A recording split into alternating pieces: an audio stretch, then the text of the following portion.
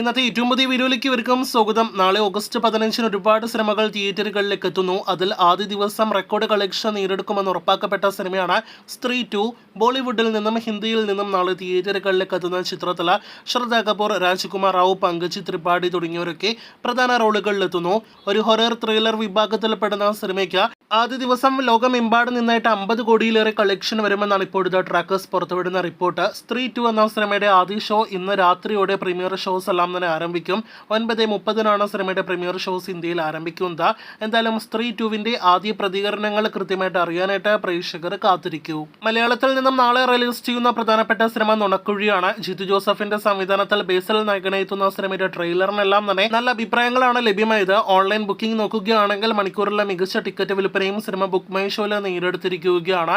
Aashirvad cinemas കേരളത്തിൽ വിതരണം ചെയ്യുന്ന സിനിമയുടെ പ്രീമിയർ ഷോ റിപ്പോർട്ടുകൾ, സിനിമയുടെ അണിയറ പ്രവർത്തകരുടെ ഷോയിൽ നിന്നുള്ള റിപ്പോർട്ടുകളെല്ലാം തന്നെ പുറത്തു വരുമ്പോൾ ക്ലീൻ പോസിറ്റീവ് അഭിപ്രായങ്ങൾ സിനിമ നാളെ നേടിയെടുക്കുമെന്നാണ് വിവരം.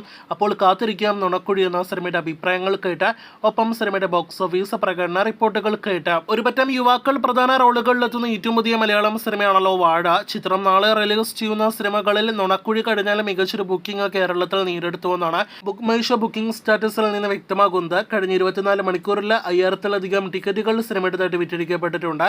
എന്തായാലും കാത്തിരിക്കാം സിനിമയുടെയും ആദ്യ പ്രതികരണങ്ങൾ കേട്ട്. നാളെ കേരളത്തിൽ ഉൾപ്പെടെ റിലീസ് ചെയ്യുകയാണ് ചെയ്യാൻ വിക്രം നായകനെത്തുന്ന അടുത്ത തമിഴ് സിനിമ. പാരഞ്ജിത്ത് സംവിധാനം ചെയ്യുന്ന ചിത്രത്തിന് തങ്കലാൻ എന്നാണ് പേര്. 2020 ശേഷം റിലീസ് ചെയ്യുന്ന വിക്രം സിനിമകളിൽ ഒരു ഹൈപ്പും ഇല്ലാതെ തീരെ കുറഞ്ഞ പ്രീ റിലീസ് ഹൈപ്പോടെ കേരളത്തിൽ റിലീസ് ചെയ്യുന്ന സിനിമയായിട്ട് തങ്കലാൻ മാറിക്കഴിഞ്ഞിരിക്കുകയാണ്. കേരളത്തിൽ പ്രൊമോഷൻ ഇല്ലാത്തതും സിനിമയ്ക്ക് തിരിച്ചടിയായി എന്ന് മനസ്സിലാക്കുന്നു.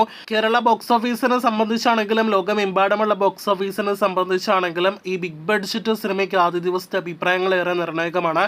എന്തായാലും തങ്കലാന്റെ ആദ്യ പ്രതികരണങ്ങൾ അറിയാനായിട്ട് കാത്തിരിക്കാം. ഈ ആഴ്ച ഓഗസ്റ്റ് 17 ഒരു റീ റിലീസ് ചിത്രം കൂടി തിയേറ്ററുകളിലേക്ക് എത്തുന്നു. അത് നമ്മുടെ ലാലേട്ടൻ്റെ, സുരേഷ് ഗോപി, ശോഭന തുടങ്ങിയവരെല്ലാം തന്നെ പ്രധാന റോളുകളിലെത്തിയ മൺചിത്രത്താഴിൻ്റെ റീ റിലീസാണ്. സിനിമയുടെ കേരള ഭൂരിഭാഗം തിയേറ്ററുകളിലെയും ബുക്കിംഗ് നാളെ ഓഗസ്റ്റ് 15 ആരംഭിക്കും. ഇതിനിടയിൽ ചെന്നൈയിൽ സിനിമയുടെ ബുക്കിംഗ് ആരംഭിക്കപ്പെട്ടിരിക്കുകയാണ്. ഇപ്പോഴത്തെ ബുക്കിംഗ് തുടങ്ങി മിനിറ്റുകൾക്കുള്ളിൽ ഫാസ്റ്റ് ഫില്ലിംഗ് ഷോസും സിനിമ നേടിയെടുത്തിരിക്കുകയാണ്. അപ്പോൾ കാത്തിരിക്കൂ കൂടുതൽ ഇതുപോലുള്ള സിനിമാ വാർത്തകൾ കേട്ട്.